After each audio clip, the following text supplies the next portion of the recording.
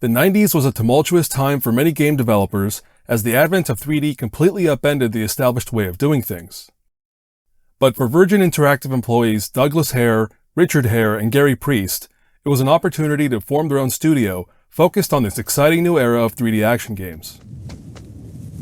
They called their new studio The Collective, and in 1997 began working on ports of other studios' PC titles. Their first port to PlayStation was Men in Black: The Game. Dispatch, this is Edwards. I'm on. Here comes the cavalry. Which was sort of based on the popular movie,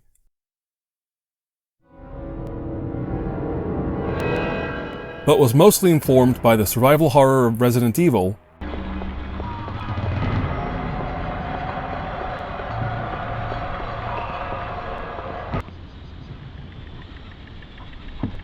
and the MIB comics from Lowell Cunningham and Sandy Carruthers. I don't know if it's exactly another Men in Black, but I've seen my name up on the screen. I want to see it there again. And I've been telling people I want to stretch my 15 minutes of fame into at least a half an hour.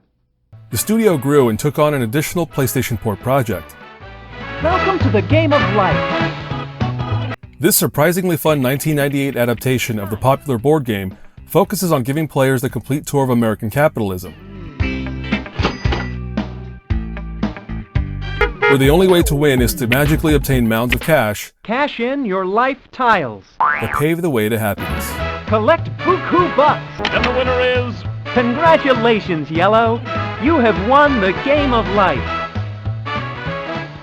Tiring of working on ports of other studios' games, the Collective expanded their ambitions and signed on for development of Star Trek Deep Space Nine: The Fallen. This PC exclusive from 2000 is a standout third-person shooter built in Unreal,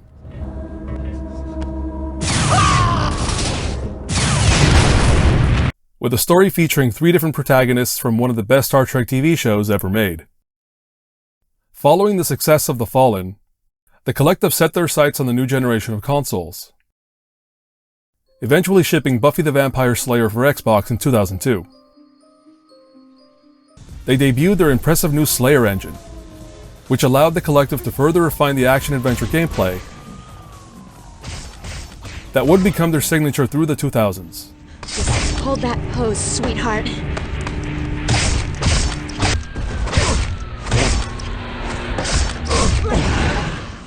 Proving themselves to be a go-to studio for big licenses, the Collective moved on to their biggest relationship yet. They kicked off a trio of projects for LucasArts by shipping Indiana Jones and the Emperor's Tomb in 2003.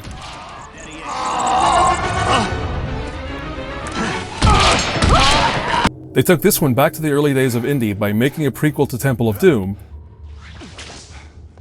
It takes place in China during the 1930s. The first emperor of China.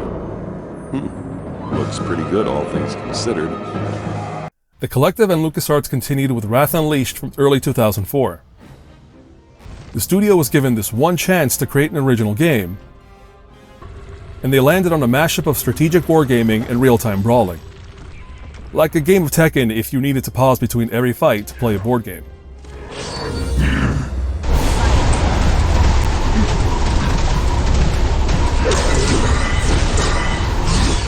While the studio mostly focused on their own development efforts, their team also did some early design work on the X-Files Resist or Serve. This 2004 survival horror game was eventually completed by Black Ops Entertainment and features all of the original cast in a quote-unquote lost episode, a dramatic entrance or a desperate cry for attention, from season 7 of the TV show. Hey, big guy, you feel any better? Mulder, you don't look well. You're infected. I need you to get in bed and lie down. 2005 rounded out the Collective's partnership with LucasArts, with their release of Star Wars Episode 3: Revenge of the Sith. To another. You say that like you're surprised. This faithful adaptation of the movie features simple hack-and-slash gameplay, and a surprisingly robust lightsaber dueling system. I'll bet you didn't see that coming. That even allows for 2 players to pick their favorite character and duke it out. The Collective's final year kicked off with Marc Ecko's Getting Up, Contents Under Pressure. Let's bat. Okay, you trying to see me like that? In many ways the pinnacle of the Slayer engine, What now, son?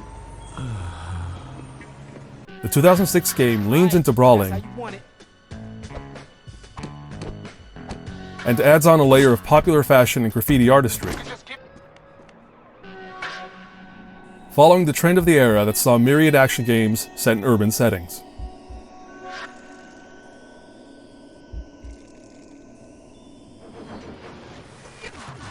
Shortly after, the collective shipped the Da Vinci Code. The position of his feet reinforces the reference to the pinnacle and the sacred feminine. I beg your pardon?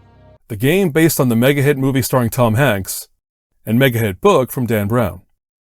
Probably their most experimental title, This isn't necessary. the game turns combat into QTE sequences An encrypted substitution cipher. and focuses heavily on solving puzzles and cryptograms Any ideas? in a quest to find the Holy Grail. It isn't, but as time progressed, the Holy Grail became Arthur's Grail. The collective no longer existed after 2006, but only because they were merged into a new studio called Double Helix Games. The legacy of the studio was in their Slayer engine, which was used in future licensed games like G.I. Joe, Green Lantern, and Battleship.